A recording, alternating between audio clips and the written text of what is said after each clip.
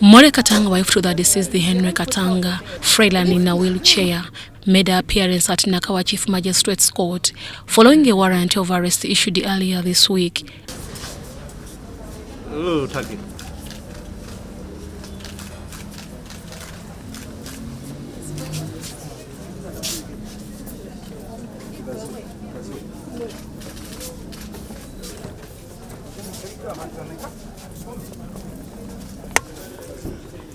Let's close that window.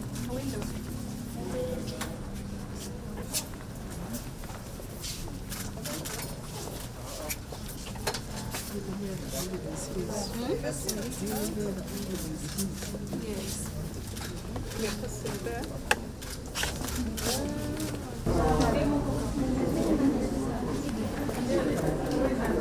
Escorted by police and prison wardens, she was charged with one count of murdering her husband. Female adult Ugandan of 55 years, a Munyankole by tribe, a businesswoman, resident of Mbuyachwa 2 Road, Nakawa Division, Kampala Capital City. You're charged with murder, contrary to section 188 and 189 of the Penal Code Act, Cap 120. It is alleged that you, Molly Katanga, on the 2nd day of November 2023 at Mbuyachwa 2 Road, Nakawa Division, Kampala Capital City, with malice aforethought, unlawfully caused the death of Katanga Henry. So I have told you this court has no powers to take new plea. Due to the gravity of the offense against Molly Katanga, court found itself lacking jurisdictions to handle the case. Consequently, court read to Molly Katanga the indictment of the case, and she was later committed to High Court for a full trial. Summary of evidence. The Director of Public Prosecution proposes to adduce evidence at the trial to prove the following facts. That, 1, the deceased Katanga Henry and you, Molly Katanga, were living together as husband and wife at Mbuyachwa 2 Road, Nakawa Division, Kampala District. The two had been married since 1991. Both the accused and you, Molly Katanga, together raised 4 children, among whom is A2, Patricia Kankwanzi, A3, Martha Nkwanzi Katanga. A2 and A3 have since been married and live in their separate homes. At the time of commission of the offense, the deceased and A1 lived with A5, Amanyire George, as their helper, in bracket Shamba Boy, together with other workers and relatives. A few days before this death, the deceased revealed to a close relative that he feared for his safety because he was being tracked by his wife, A1, and feared that he would be killed anytime. Further, that he needed to meet a lawyer to prepare a will just in case he died. With the help of a close relative, the deceased procured a safe to secure his important documents. He also secured an appointment with a lawyer to discuss matters of his safety on the 2nd day of November 2023. As a result of his fears of being tracked, the deceased made efforts to change his phone password, acquired a new private telephone line, and rarely made frequent movements in his known personal motor vehicle. The evening of 1st November 2023, both A1 and the deceased returned home and had dinner together. and retired to their matrimonial bedroom where they slept. On the morning of 2nd November 2023, the people at home woke up and went about their normal business, except the deceased and A1, who remained in their bedroom. While on their morning duties, A5 had strange noises coming from the bedroom of the deceased and A1, and immediately alerted the rest of the people in the house.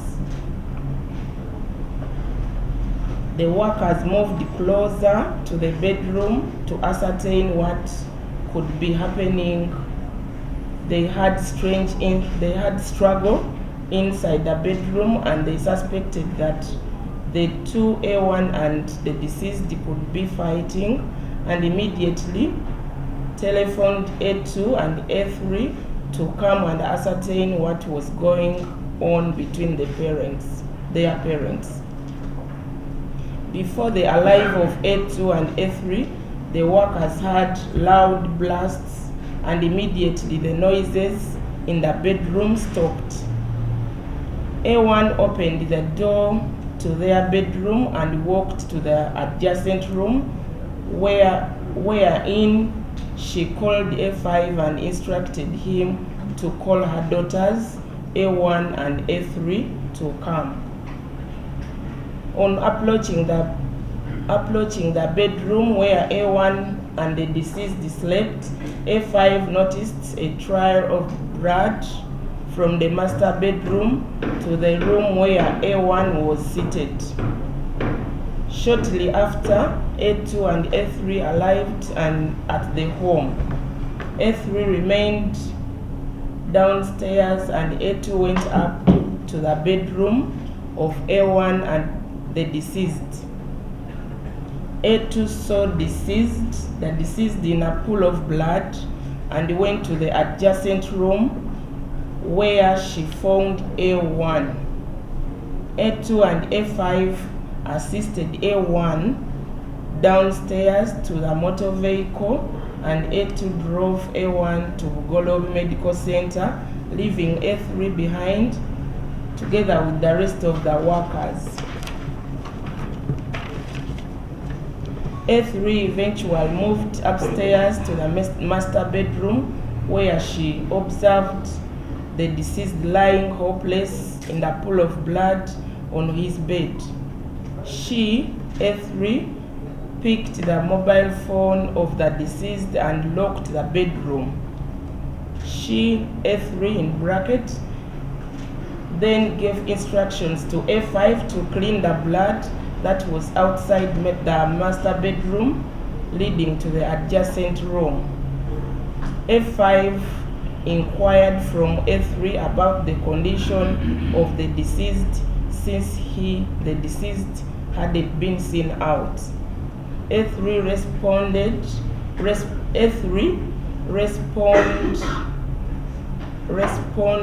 that the deceased was okay, only that he was still sleeping. A5, not believing A3's response, called on the telephone number of the deceased to find out whether he was okay, but instead A3 confronted him with the deceased's phone in her hand and questioned A5's actions of calling the deceased's phone as opposed to cleaning the blood as instructed. During that time, whoever attempted to reach the deceased through his phone was informed by A3 that the deceased was well but only still sleeping. After a short while, A2 returned at home with A4, A2, and A5, and A4 went upstairs to the master bedroom and closed themselves in the room for some time. Thereafter, they opened the door and called A5 upstairs. On arrival, he instructed to bring a small mattress, which he did. A5 was now allowed inside the master bedroom, where he saw the deceased lying on the bed, lifeless, and inquired from F4 as to whether his boss was still alive. F4 responded to him that he was dead. F4 then asked A5 to assist him lift the deceased from the master bedroom onto the small mattress to the floor. In the bedroom, there was blood all over. A2 and A3 instructed A5 to clean the blood inside the master bedroom, which he started doing as A4 called the area police, reporting an incident of alleged suicide. Shortly after, the police arrived at the scene and found A5 cleaning the blood in the master bedroom and instructed him to stop forthwith. Ginger Road Police Station was notified and a team of officers went to the scene. By the time police arrived at the scene, they found an A+ funeral van. On inquiry, the police were informed that the body was inhaled to Golobi Military Hospital. The police stopped them from taking the body anywhere and took over the scene and commenced inquiries into the circumstances leading to the death of the deceased. The body was taken to post-mortem examination at Kampala City Mortuary, Mulago. Upon examination, Molly Katanga was allegedly injured during the unfortunate shooting of her husband Henry Katanga, and she was receiving treatment at IHK Hospital. Magistrate Elias Kakoza remanded Molly Katanga to Luzila Government Prison and ordered the prison authorities provide her with necessary medical attention.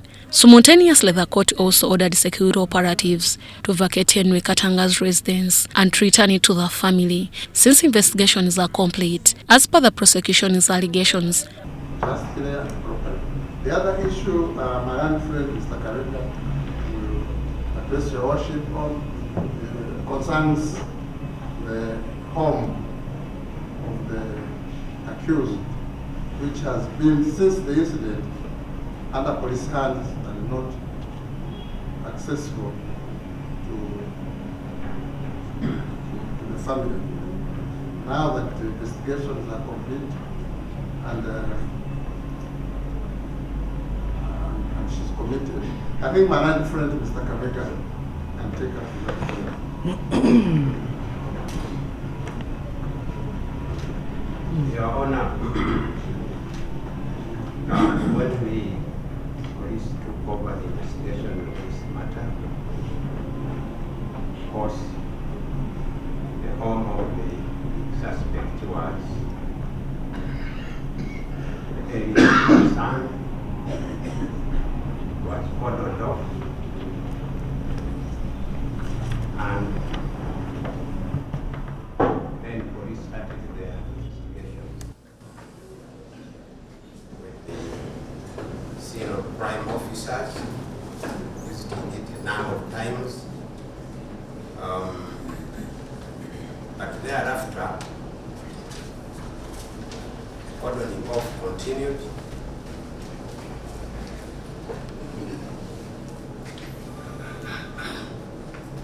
And when the police were through with whatever they wanted to pick from the home,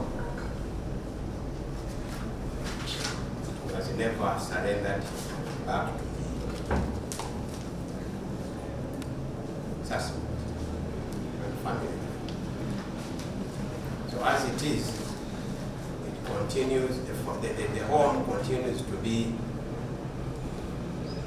under a 24-hour security cordon off.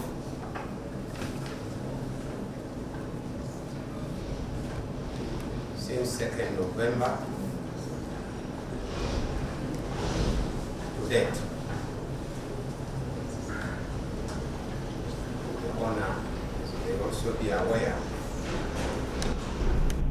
once there is nobody to care for all, it wastes away.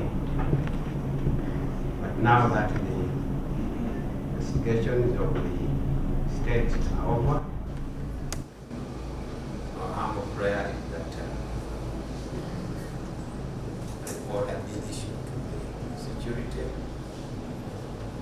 that they vacate the premise, the accused, so that the family take it over once again. So,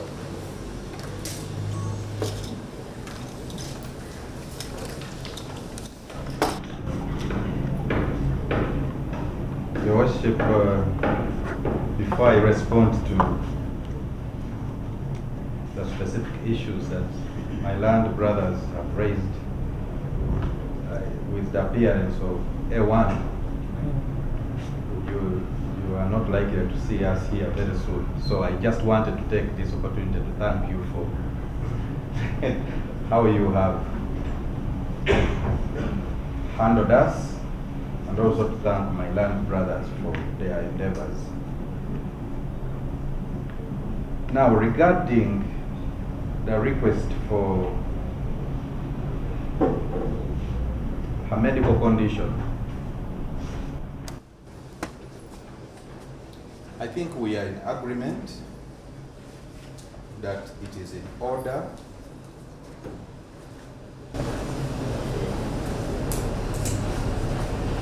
for A1 to continue to be managed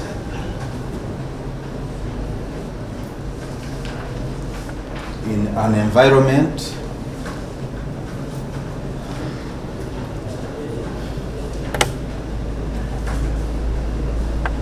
where her health needs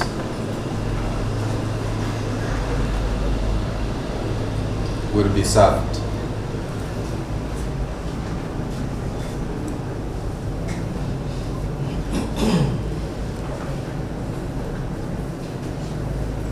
I think that this court will be acting properly if it directed the prison authorities to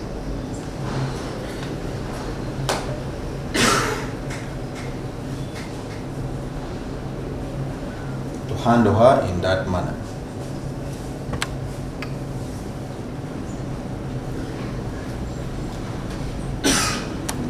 Regarding the issue raised by Mr. Kabega,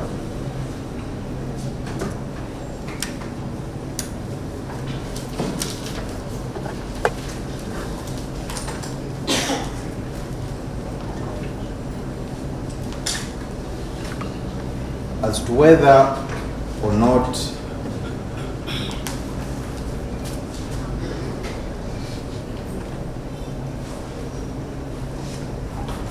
an order should be issued to security regarding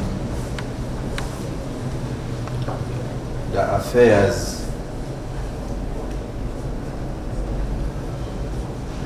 at the scene of crime.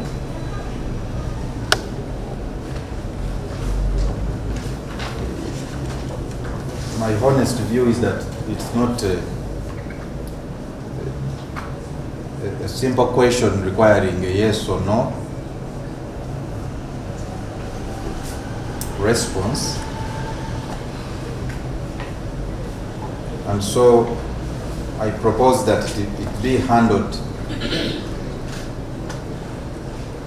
in the very appropriate manner.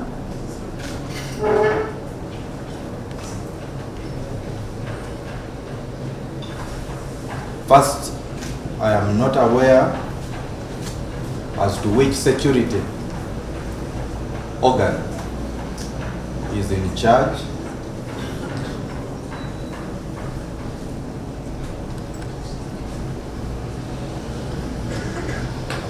I'm not also briefed as to if there is any security organ, why they are in charge. I'm not also privy to information as to who and how. No, Mr. Kabiga says security. Security. Police. Specifically, I said the scenes of crime officers. And it is normal practice that when they go to a scene, their worship, they cordon it off. That is what happened. Remain. Yes, I mean. So there are scenes of crime up to that. Yeah. It needs to be clear whether there are scenes of crimes officer at the scene as we speak now, because I need to respond. This is a sensitive issue. Which security is it being referred to, and who is there now, so that we address court? It is police, your worship, and I'm also informed that they also possess, or they took over the keys to the house. So they should hand over the keys and the premises. Okay, thank you for that clarity. Your Honor, I will need to consult the Director CID as to what is exactly pertaining to the scene.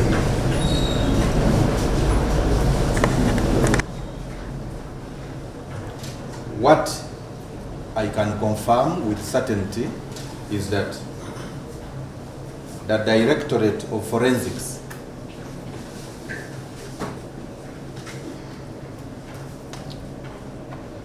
is in charge of the key to the bedroom, which is the scene of crime. Are there other family members who are that house? It is their home, their worship. Yes. Yes, and they want to use it. Yes, and since the investigations are over, even the bedroom should be accessed. Yes.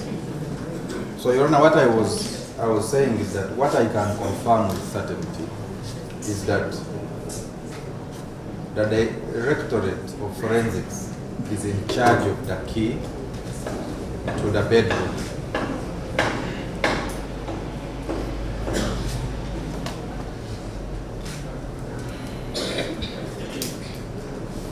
Also, what I have been instructed is that there is no single policeman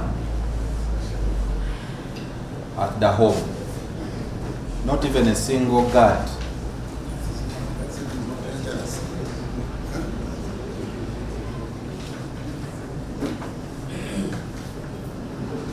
What I have been instructed as well is that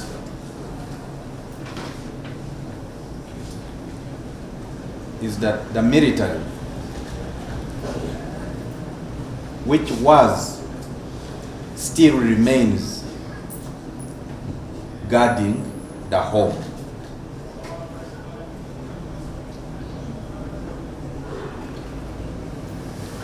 And what I have been further instructed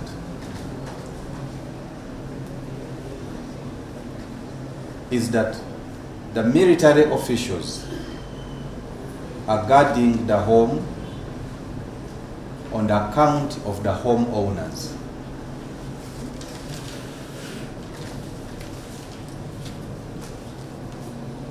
Your Honor, this is very important because I pray that we be on record, because I am guessing where it might head.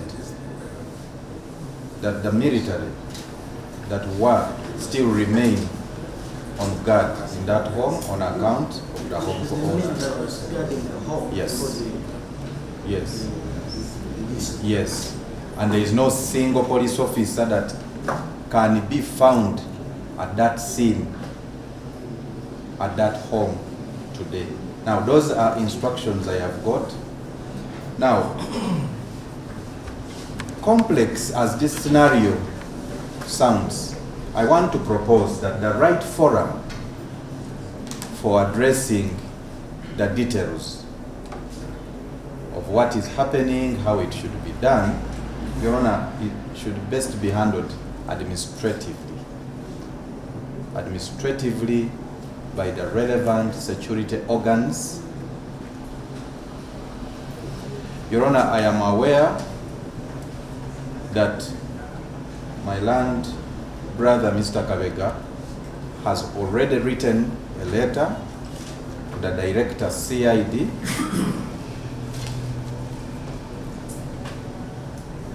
I am also aware that my land good friends, Kampala Associated Advocates, also wrote a separate letter to the Director CID.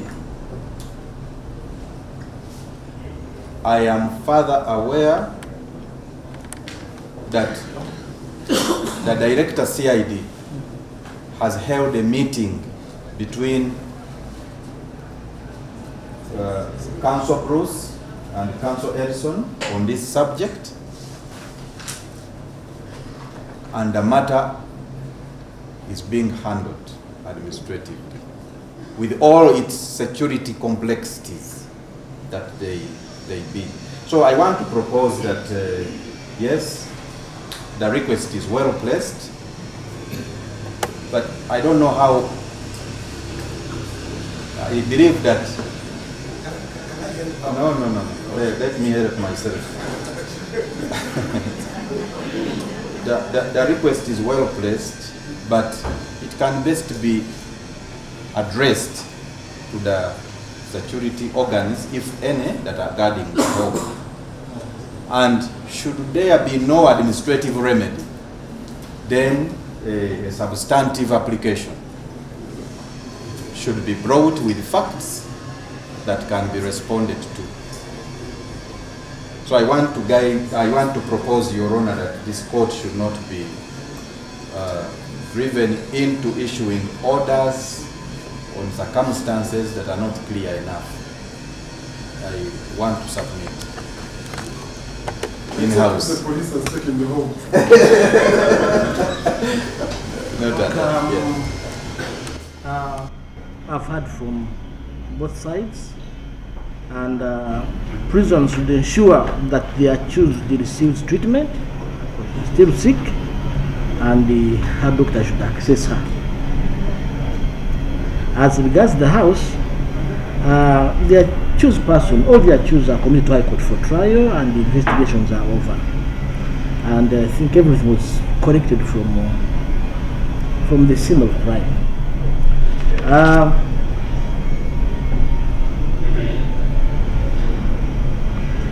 Family members should not be kept out of their home. Now that the accused are going to High Court, family members should be allowed to stay and access their homes. Okay.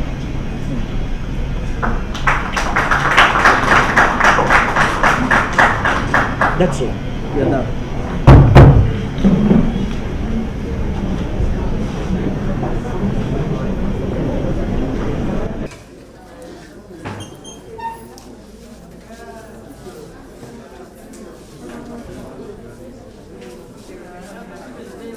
Moving on the proceedings related to the murder case of Henry Katanga, the anticipated hearing of the bail application for 4 suspects, including Kakwanza Patricia and Martha Nkwanza Katanga, daughter to the deceased Henry Katanga, Amanyire George, and Otai Charis, faced unexpectedly.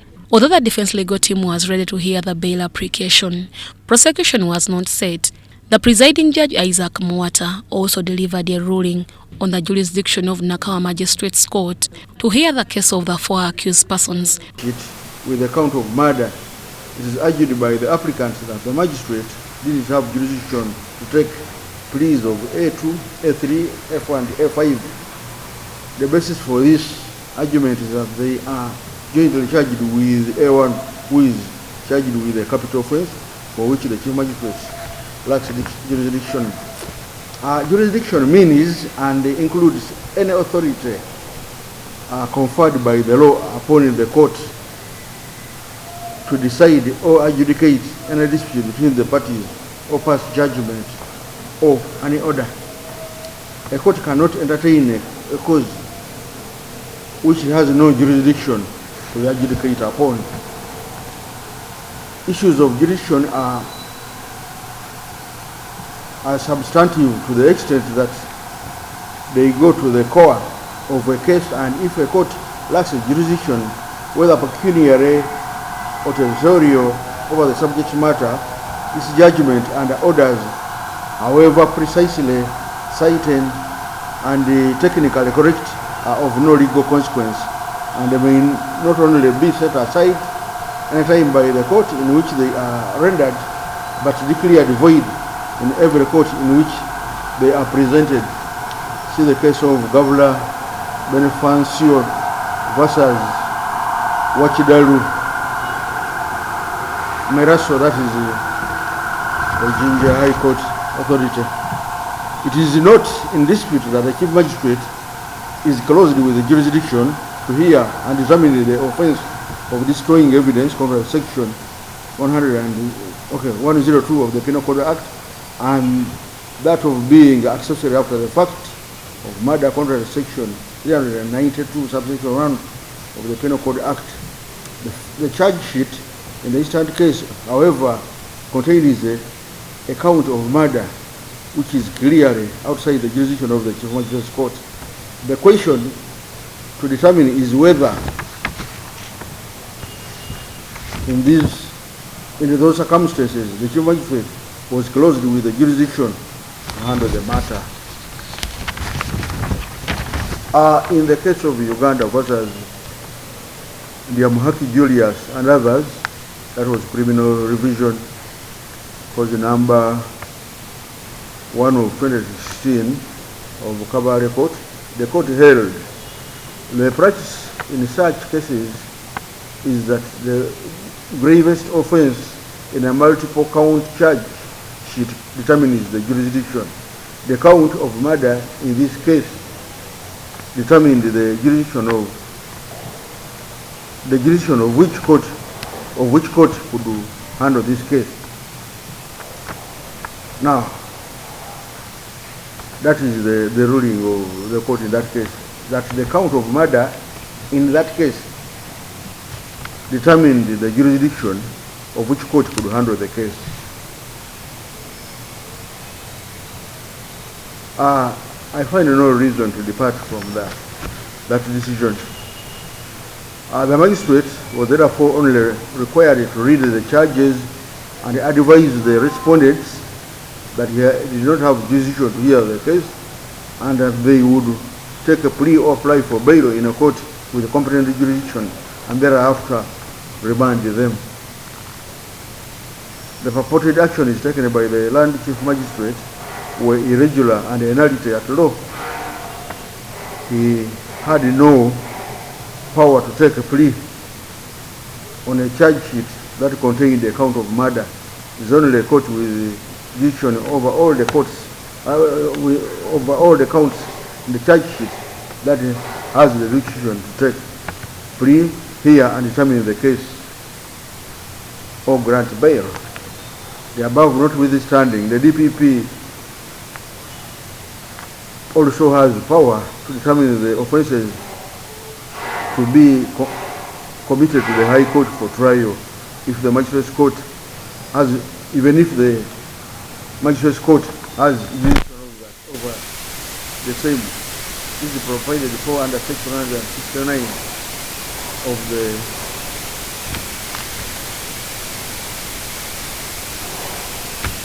the Magistrates Court Act.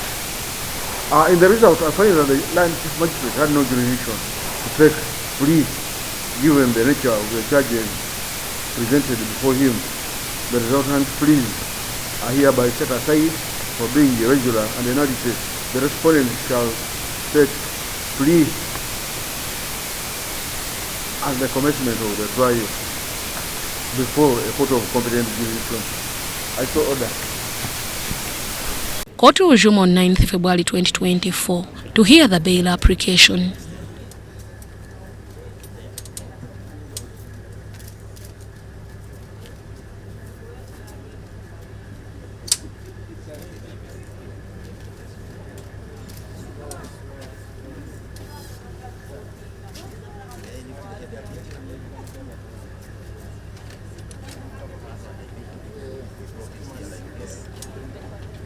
think the sun disturbs the battery. Take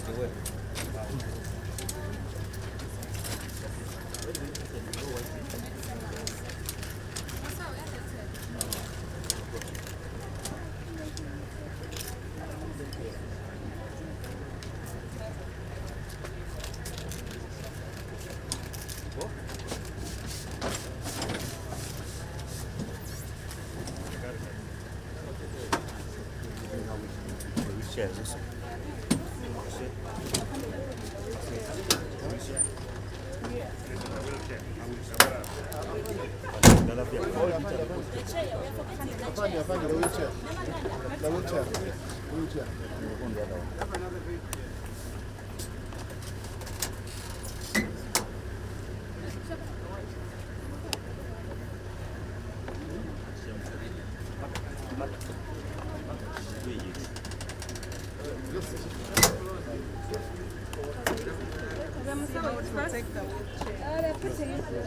You close that.